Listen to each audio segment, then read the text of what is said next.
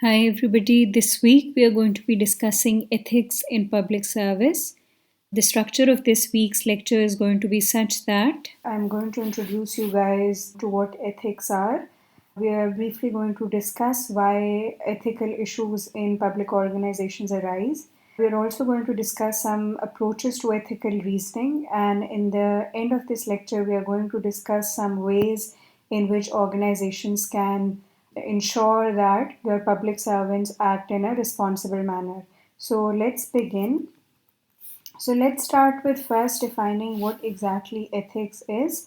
So there has been a lot of debate within literature in terms of defining ethics, and there hasn't been sort of consensus in the definition of ethics. Different scholars have more or less defined ethics in a different manner. And interestingly, this debate about ethics actually is a concept which is discussed and debated quite a lot in the discipline of philosophy. So whenever we discuss ethics in the public service, we actually take a lot from some of the philosophical debates which have happened on concepts like ethics and morality. So let's see how different scholars have tried to define ethics.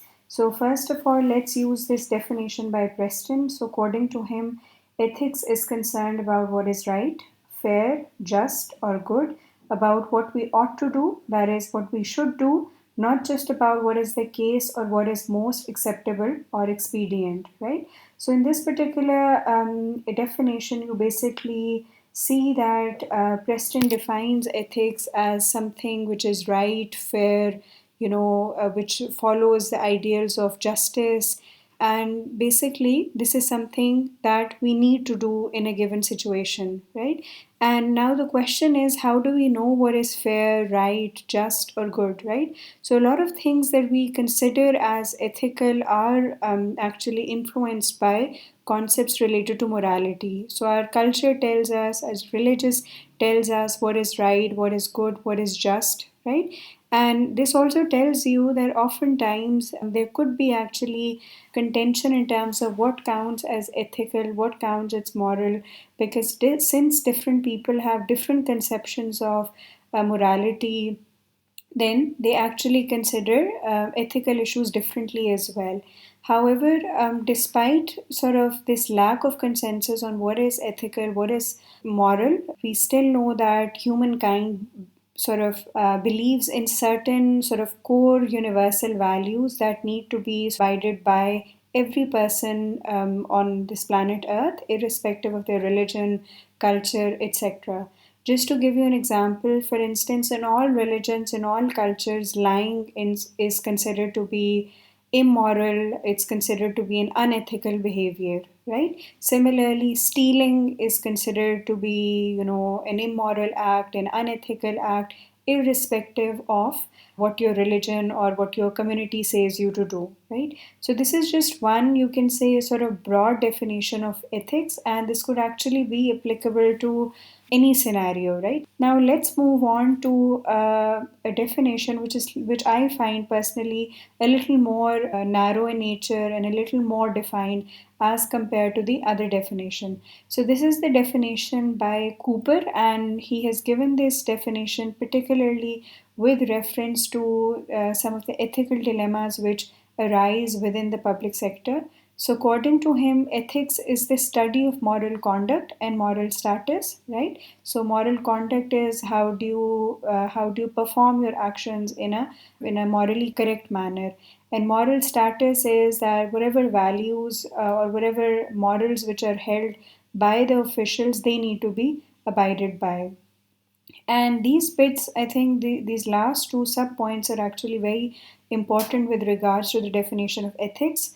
According to Cooper, ethics is concerned with the process by which we clarify what is right and wrong and by which we act on what we consider right, right? So, in this definition, there are two components. So, one component is that we clarify what is right and wrong. That is, in our minds, we make a decision whether something is right or wrong. And the second component, which is in sort of which comes under ethics, is how we act on what we consider right? So this act bit is also important because this also tells you that you need to abide by moral action as well. It's not just enough how we consider certain things to be right and wrong, but you also need to act on it. You also need to implement on whatever you clarify as right and wrong. And this other sub-bullet is equally important because, according to Cooper, ethics also involves use of reasoning in determining a proper course of action, right? Why reasoning is important? Because you're actually logically trying to figure out whether you need to sort of adopt a course of action A or course of action B.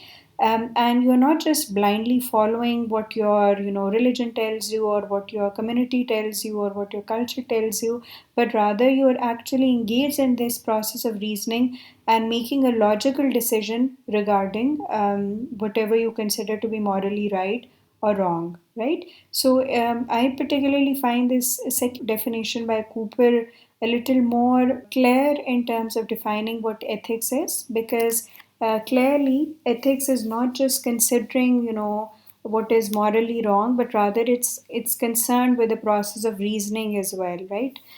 This process of thinking which is involved by individuals, by public servants, in which they try to define what is right and what is wrong, right?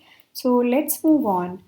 Now, another sort of key debate that needs to be addressed whenever we are discussing ethics within the public service is that what makes an issue an ethical issue, right?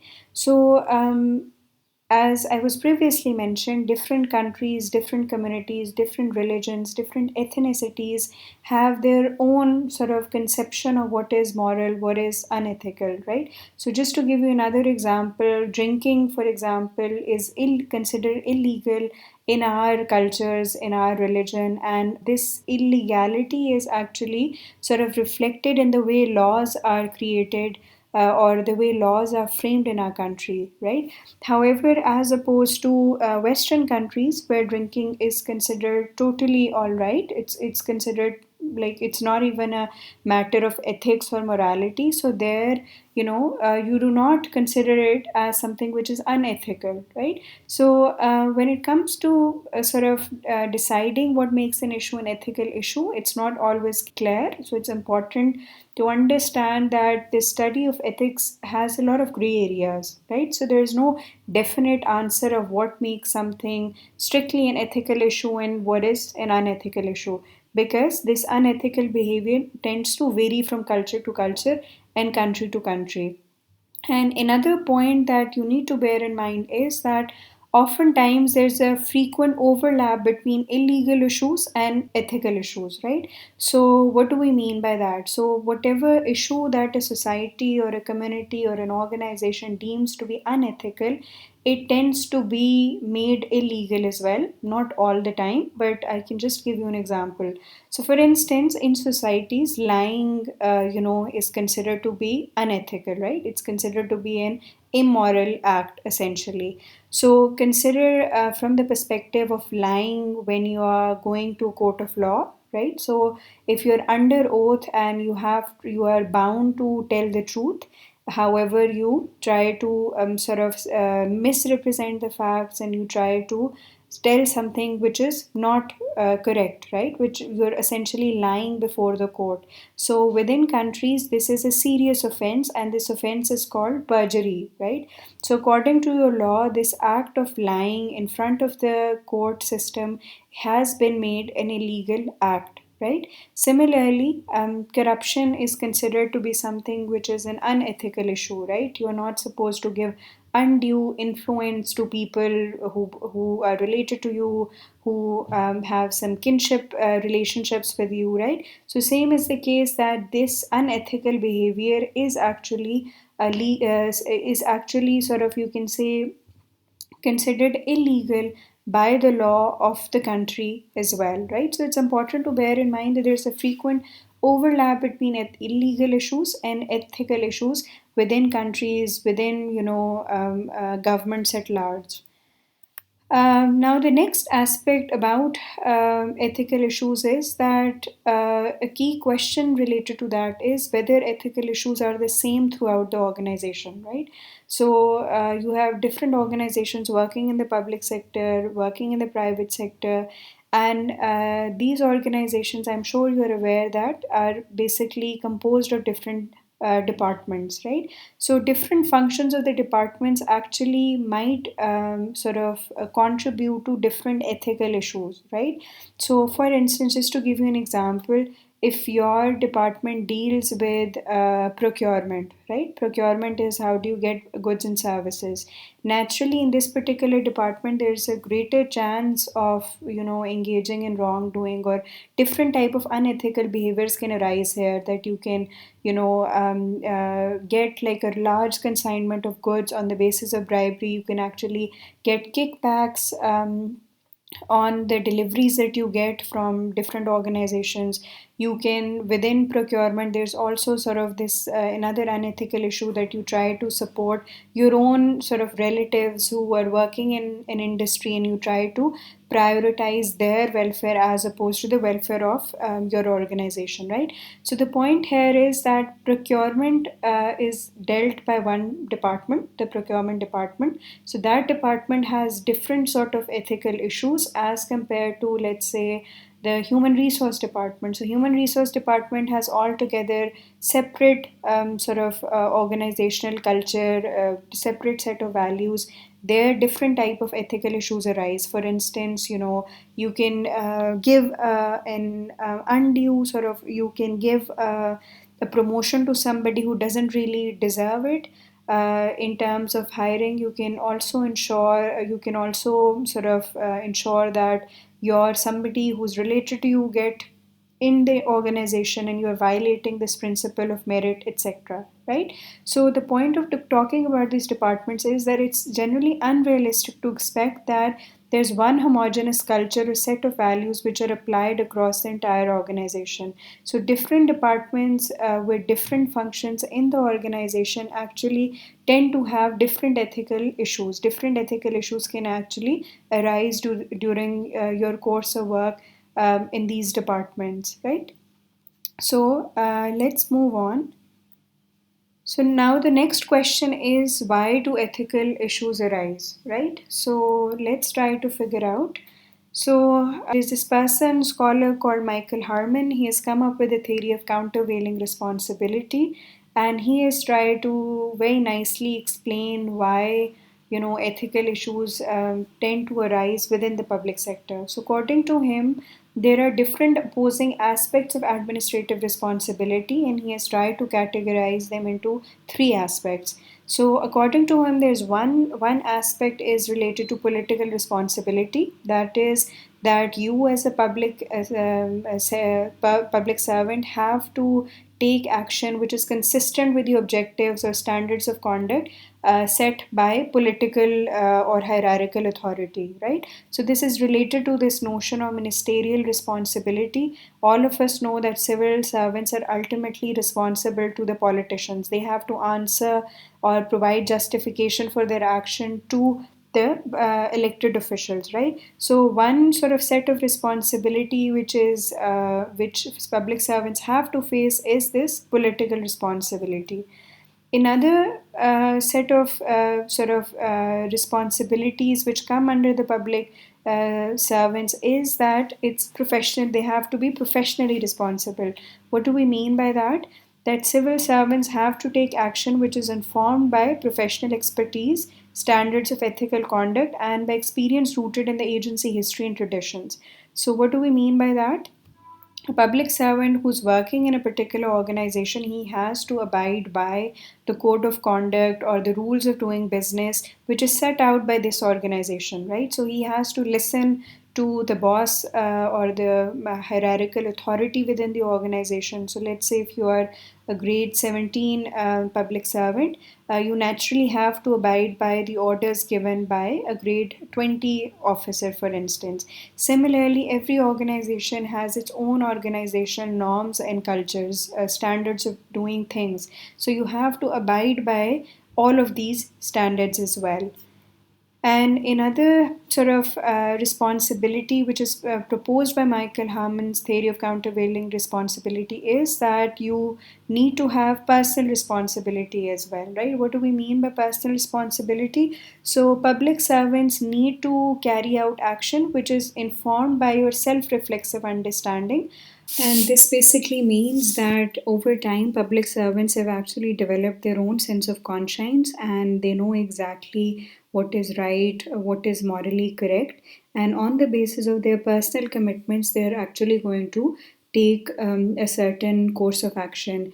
And in this particular instance of personal responsibility, a major role is played by your socialization process and your upbringing, the way you have been brought up, whether morality or ethics actually played a key role in your upbringing, and it's naturally going to have an impact on the day-to-day decisions that you're going to take place, whether these decisions have an impact on your personal life or even your professional life. So now what is exactly the theory? So far we have mapped out that there are three different types of responsibilities. So what is this countervailing responsibility? So according to Michael Harmon, action that is deemed correct from the standpoint of one meaning, which is like one of the responsibility, might very well be incorrect or irresponsible from the standpoint of another. So, in other words, in simple words, what Michael Harmon is trying to say is that if there's a conflict between any of these three responsibilities, then ethical issue basically arises, right? So let's try to take an example. So let's say that at one point in time, and a public servant is answerable to his political elected official. At the same time, over time, he has developed his own personal commitments regarding, certain moral values, certain moral actions, right? So, for instance, if a politician requests a civil servant to do something unethical, for instance, if the political official asks the public servant to take a bribe on the behalf of the politician, for instance, right? This is something very quite common actually. And in theory, so the civil servant has this responsibility that whatever the elected official is saying to him, he has to abide by his directives. However, this civil servant also has this personal sense of responsibility, and if he has internalized these norms and values that corruption and bribery are absolutely illegal, and they are against, the code of conduct of the organization he's working for, then he basically faces this dilemma or this sort of issue in terms of having conflict between these two responsibilities. And on the basis of this conflict, an ethical issue basically arises, and he has to make a sort of informed decision whether he gives in to the demand of politician or he actually adheres to his own personal commitments which are in line with the moral responsibility. So this is just one example of how the theory of countervailing responsibility actually comes to play, right? So let's move on. So, just a sort of extension to what Michael Harmon was saying, this famous scholar of public administration, Dwight Waldo, he also basically mapped out that at one point in time, a public servant actually faces competing ethical obligations. What does that mean? That he basically has to sort of navigate his way through different obligations. And what kind of obligations are these? So a public servant has a obligation to follow the constitution, to follow the law, to serve in the best interest of the nation and the country, to sort of follow the norms of democracy. He also has to follow his organizational or bureaucratic norms. So this is more or less the same as the professional responsibility that Michael Harmon was proposing. He has to stay true to his profession and professionalism. This as well is more or less the same. He has also competing obligations related to his family and friends. He has obligations about himself that he has to serve his self interest as well. And apart from all of these, Dwight Waldo also categorizes these middle range objectives that you have to be loyal to your party, class, race, union, interest group, etc. Right? And if he's really motivated to work for the public sector, he also has to work in the public interest or general welfare of the public as well. And the last obligation, which is suggested by Dwight Waldo, is that this particular person also has an obligation to serving the humanity at large and the world. So, now what do we mean by these ethical obligations? Again, let's take an example. So, for instance, a public servant has sort of this obligation to serve democracy if he lives in a democratic country, right?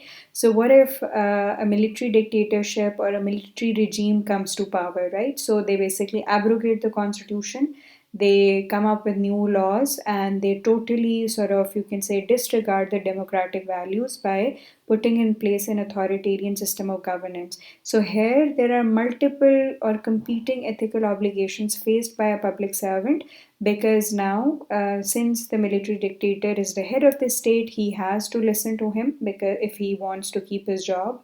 However, if the public servant is very sort of keen on serving these or following these democratic norms, what you would do is that you would walk out from your work, basically from your job, right? So another example, like an actual example, could be that when President Trump was initially elected, and in the first few sort of months of his presidency, he passed a lot of anti-immigration laws related. If you guys remember, there was this Muslim ban that was imposed, and flights were restricted from certain countries of the world.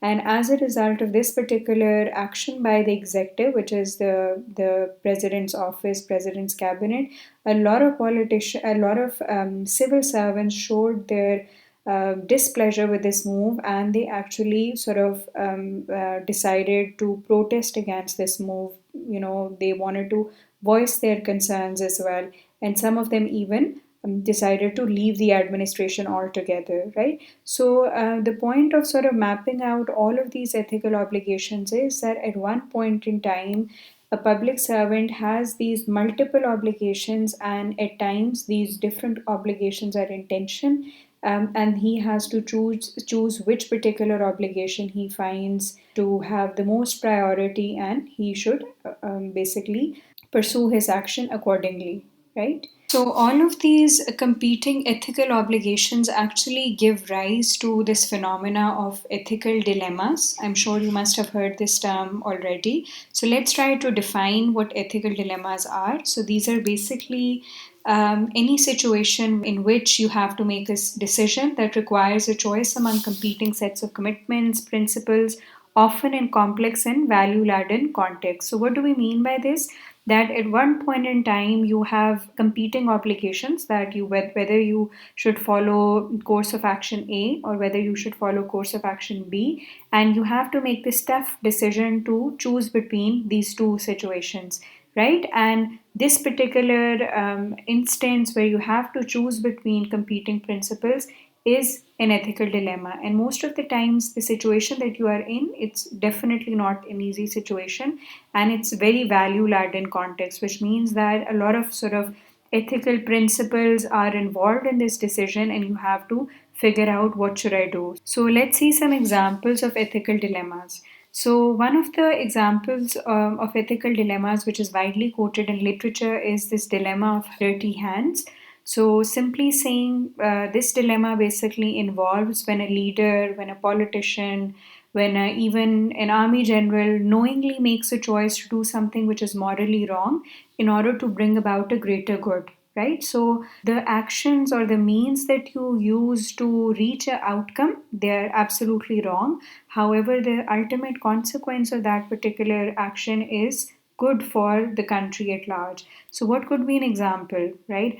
So, an example could be that you have found terrorists, and you actually know that these terrorists are going to cause some sort of disaster for your country. So, in national interest, you try to actually, catch these terrorists, you sort of interrogate them, and while you're interrogating them or asking them information in terms of some of the key targets that they are going to attack or commit some atrocities, you are going to use torture in order to get this information out of the terrorist. And all of us know that by principle torture is wrong, But despite that, certain organizations, certain individuals are forced to use these unethical, immoral tactics just to get the information that they need, right? For instance, US during its war against terrorism used some really torturous means to get information out of the terrorist. For instance, they were found to be involved in using waterboarding, for instance, which is highly unethical to get confidential information from terrorists. So, this is just one example of how different states or different countries sort of use these unethical means, unethical sort of modes in order to ensure that their country is secure, or in other words, for the sake of national security, they try to legitimize the use of all of these unethical means, right? So, any person who's in charge of sort of carrying out these actions, he has to make this beating decision whether he wants to, serve his country for the sake of national security, he wants to, get certain information, or whether he's somebody who believes that the means that you use to sort of reach a greater good, they're absolutely wrong, right? So he has to make this decision between these two choices. Another example of an ethical dilemma is this phenomena called the conflict of interest. There's a huge body of literature on conflict of interest. So, what do we mean by this? Conflict of interest basically involves a conflict between the public duty and the private interest of a public official, in which the public official has private capacity interest which could improperly influence the performance of their official duties and responsibilities, right? So, what do we mean? That when you're working in the public services, when you're working in a public organization, you have this public duty to serve the country, right? But at the same time, the situation that you are in, there your personal interests are also sort of affected, right? So they can, that particular situation can have a sort of influence on your well-being as well, or on your own self-interest. So the conflict of interest basically emerges when you have this conflict between your public duty and your private duty, right? So, having a conflict of interest in itself is not an evidence of wrongdoing. It doesn't mean that, just because you have a conflict of interest, it means that you are engaged in something wrong, right? So I think this will become a little clearer when I give you an example. So, for instance, I am a public servant, and I'm working for an organization which regulates or which sort of audits certain businesses, right? So it tries to see whether, for instance, the textile industry follows certain regulations or not on their factory premises, right? So let's say this regulatory function comes under my domain. But at the same time, I'm somebody who has stakes in the textile industry itself. So I'm a business owner. My family owns, a lot of textile factories, mills, etc. Right. So this is an example of a conflict of interest. That let's say if I am the one who's going to regulate the functioning of these, textile factories, naturally my position can have an influence, my own business. So I can actually come up with favorable sort of regulations, or maybe be a little lax when it comes to regulating or monitoring my own business, right? So it's not an issue that, you're a public servant having these functions, and you shouldn't be owning this particular business. What the important thing for public services is that you should be able to disclose this interest. You should let the agency know right from the beginning that I have this conflict of interest, and I'm letting you know. If you feel that I'm not going to make a decision in an unbiased manner, maybe get somebody else working in this particular position, right? So some other examples of conflict of interest are, taking bribes or engaging in bribery, or even taking gifts, right? So let's take an example of a gift. So I'm a public servant, and some individual comes up to me who wants a favor from me, right? And he basically gives me tickets to a trip to Maldives, for instance, right?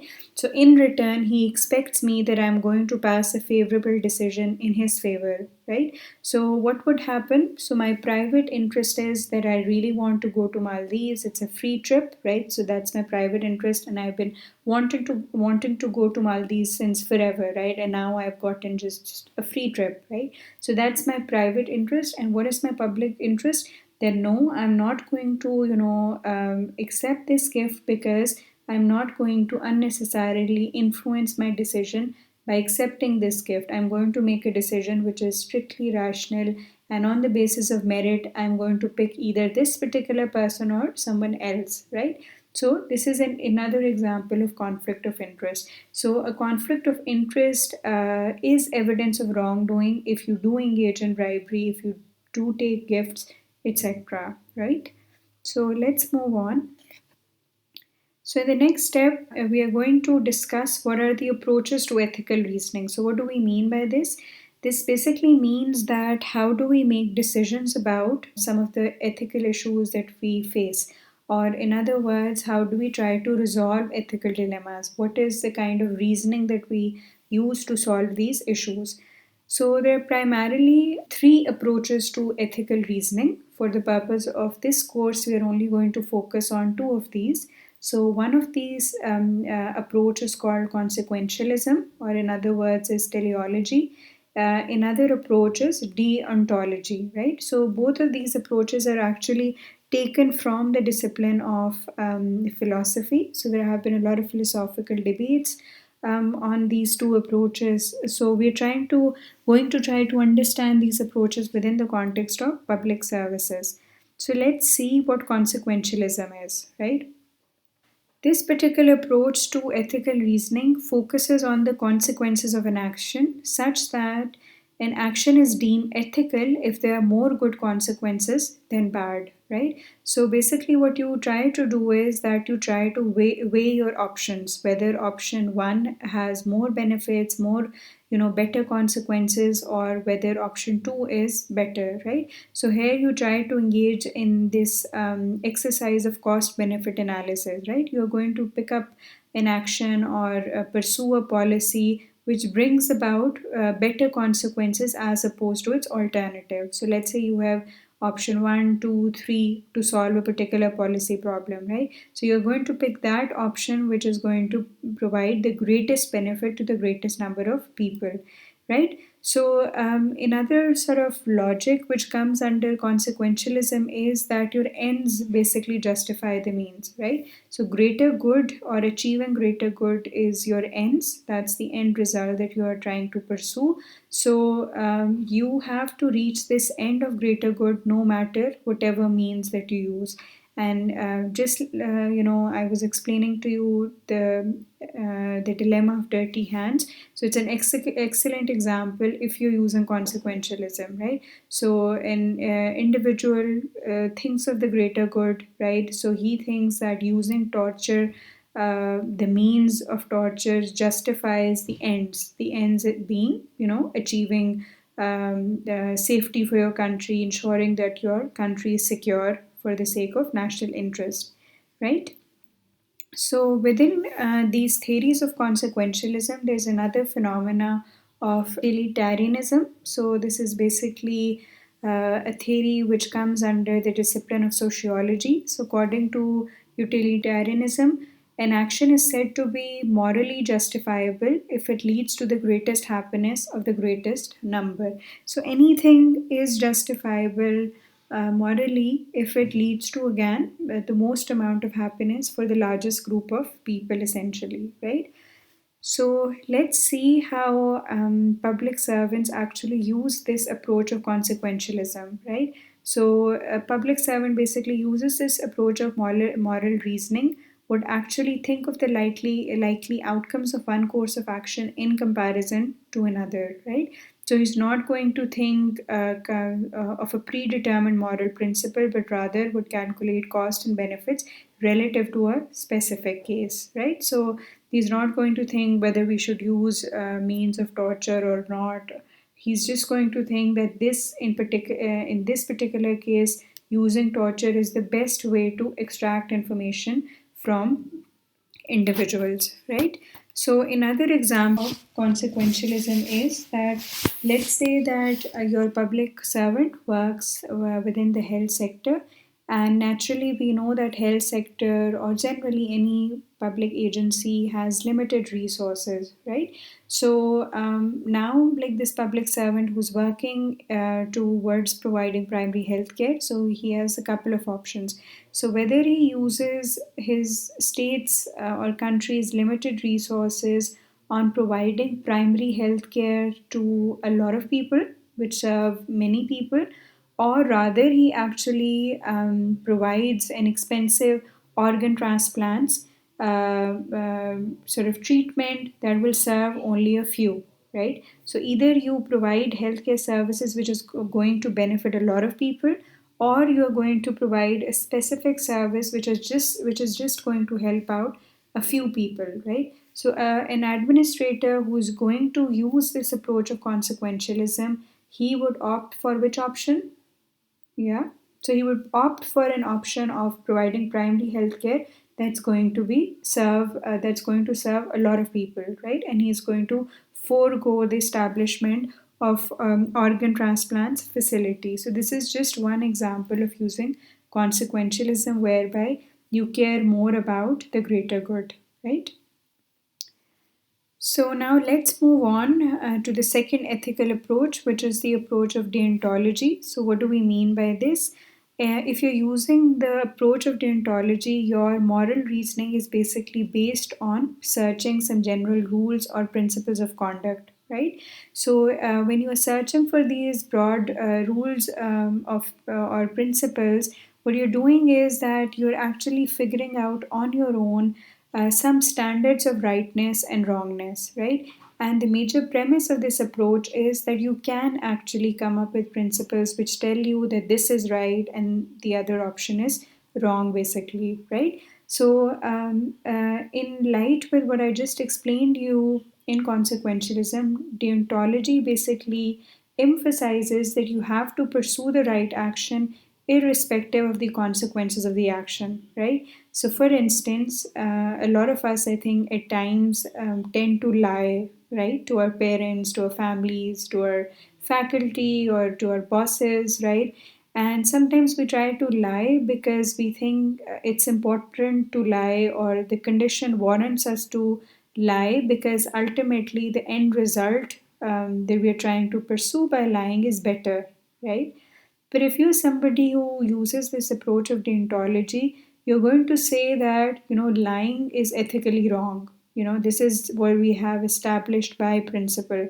So I don't care about the consequences of this lying, whether it lands me in some sort of difficulty, whether I get fired from my job. I'm going to report this wrongdoing and I'm not going to be lying. So this is an example of actually adopting the approach of deontology, right?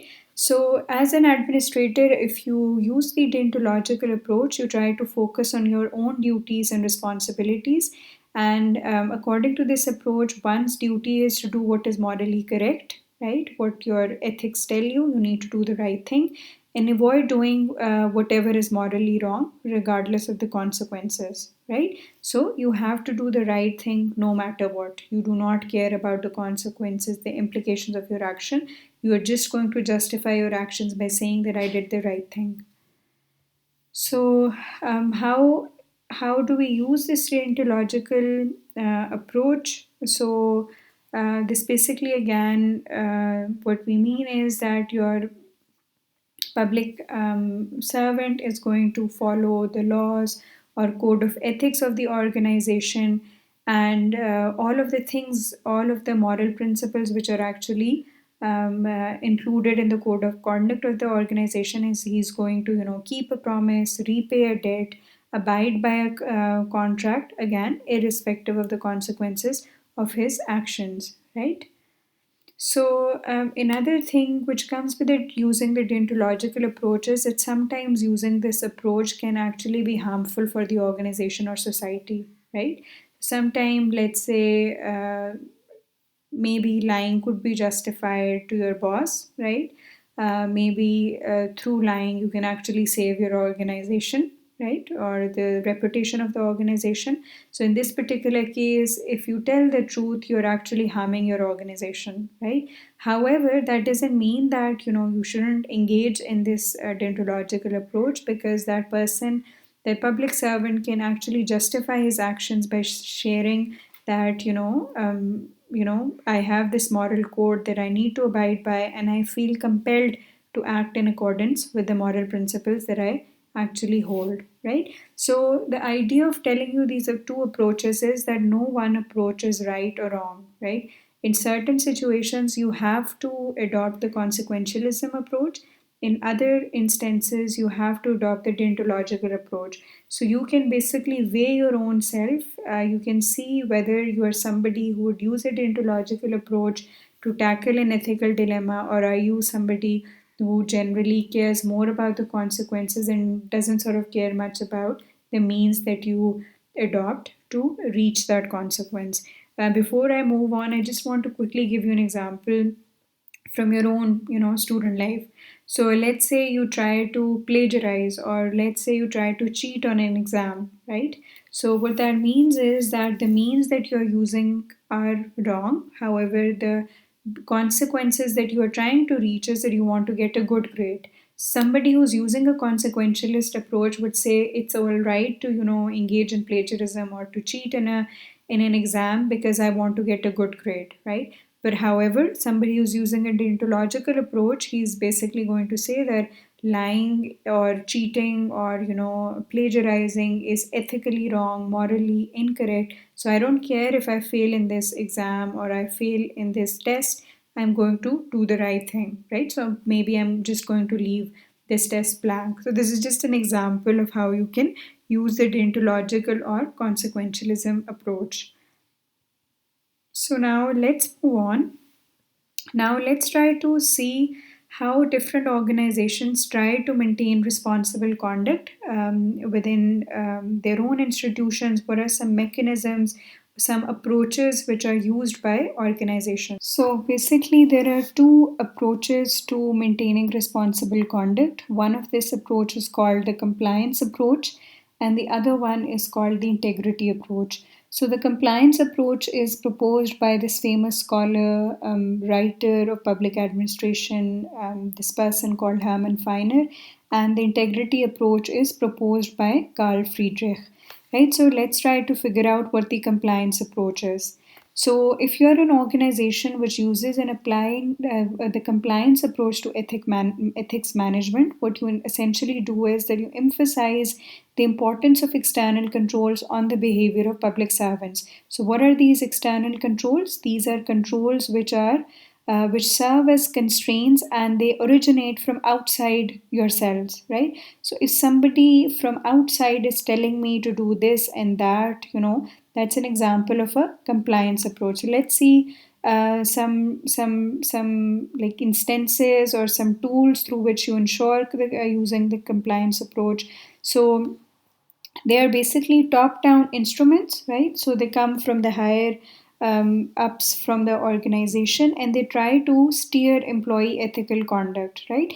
And the idea is that through the use of these top down instruments, you try to sanction or you try to penalize people who engage in some sort of wrongdoing or some sort of ethical or sort of moral misconduct, right? So, what are some of the instruments used in this approach? So, you can actually have an ethics legislation, so certain laws, regulations which try to regulate your behavior. For instance, if I am a public servant who is found to be engaging in corruption, so there could be penalties for me that I should be, dismissed from my service. I should give some pecuniary loss or pecuniary amount to my organization to compensate for the loss that I've done. Similarly, your organization can have strict ethical codes within the organization. So there could be a code of conduct regarding that I shouldn't be taking any sort of bribes or gifts. If I'm found to do this, I'll be, sanctioned for this wrongdoing, right? And apart from that, there are extensive control mechanisms that your actions are closely scrutinized, your boss keeps a check on you and tries to ensure that you're doing the right thing. So, this is basically the compliance approach whereby the tools that you use to ensure the proper conduct of civil servants stem outside of them, right? So, what do I mean by integrity approach? So, the integrity approach basically focuses on internal control, right? What do we mean by internal control? This is self control, which is exercised by each individual public servant, right? And what happens here? Here again, this notion of conscience comes in. So, my conscience tells me that I need to do the right thing, irrespective of my own personal advantages or my own personal interests, right? So I have this sense of personal responsibility that I need to serve or I need to work for the welfare of the people, right? So what kind of instruments you use to ensure that your public servants have integrity, they are not involved in wrongdoing? So you basically use certain measures to internalize moral values to foster employee ethical conduct, right? So you make them sort of self aware, you make them understand that in any given ethical dilemma you need to take the right decision. So how can you ensure that? You can actually use training, education, and sort of working on the integrity of the individuals to curb unethical behavior. So, as opposed to the compliance approach, you can say that integrity approach is a long term process, right? So, once you, let's say, enter an organization, you shouldn't expect that from day one, you will have these moral values of doing the right thing internalized in you, right? However, over time, your organization needs to invest in the employees to ensure that they're ethically sound, their morality is right, they're morally really strong, right? So, this is the difference between the integrity approach and the compliance approach. And if you guys remember our previous lecture on week 13, which was on administrative accountability, remember I told you guys about the traditional and contemporary perspective of accountability. What do you think? Is integrity approach a contemporary perspective of administrative accountability or a traditional perspective? So, integrity approach is basically a contemporary perspective. There, you were also concerned about, um, ensuring self control. And compliance approach, on the other hand, is basically an example of using the traditional perspective of administrative accountability. So let's try to sort of weigh in the advantages and disadvantages of both of these approaches. Let's try to see their pros and cons.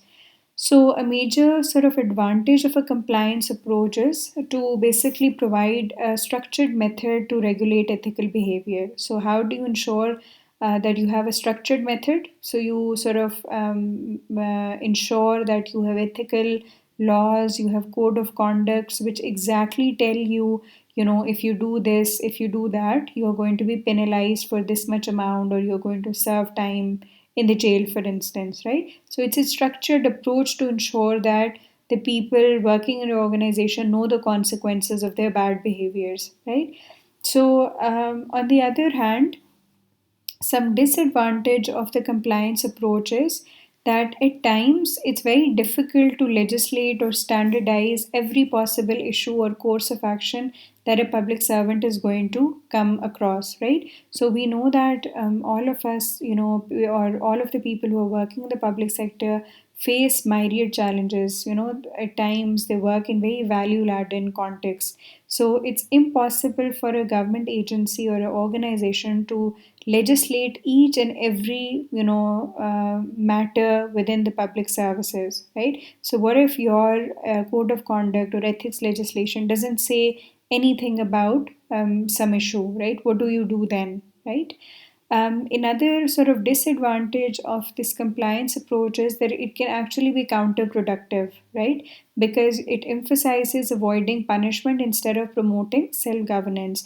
So basically, what happens is that you try to look for ways in which you are not going to, or your wrongdoing is not going to be detected, right? So the moment your wrongdoing is going to be detected, you are going to be deterred for not doing that action in the future.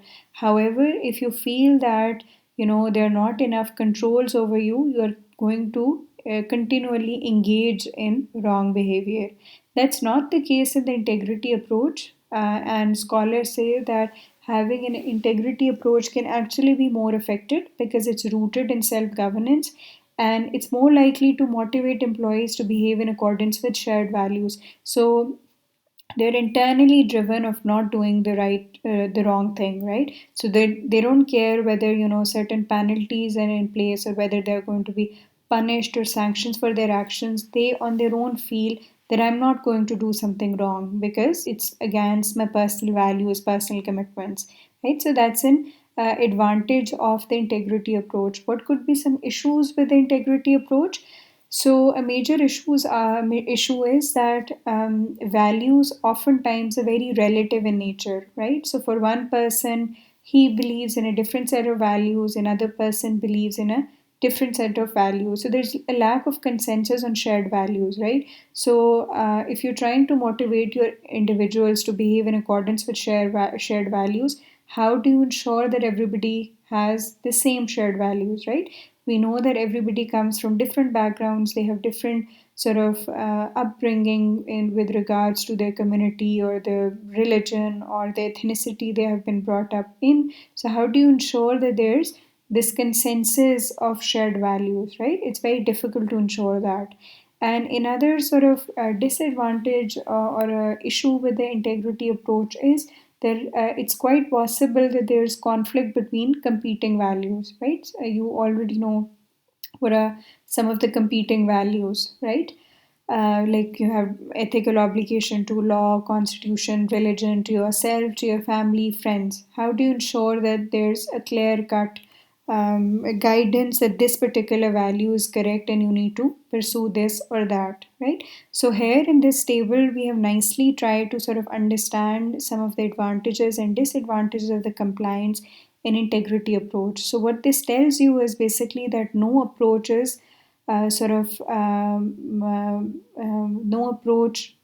is free of flaws, right? Both approaches have certain advantages and certain disadvantages as well.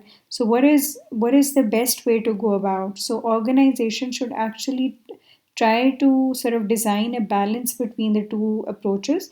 There should be enough control from the outside, which is, you should have the compliance approach to discourage ethical misconduct. And at the same time, you should have enough internal control to encourage adherence to ethical values on your own, right? So you should have a mix of both compliance approaches and ethical approaches. And again, you shouldn't just copy paste approaches that different organizations are actually using, but rather you need to figure out or use those tools and instruments which are a good fit with your organizational context and setting, right? So you have to use those approaches to maintain responsible conduct, which are going to work the best for your organization, right? So this basically concludes our lecture on ethics in the public service. So basically, we started with trying to understand what ethics are. We try to see some different types of ethical dilemmas and why they arise. And we try to see some of the ethical approaches that civil servants use to sort of tackle ethical issues. And at the end, we try to see some approaches in terms of how organizations try to maintain responsible conduct within their own institutions.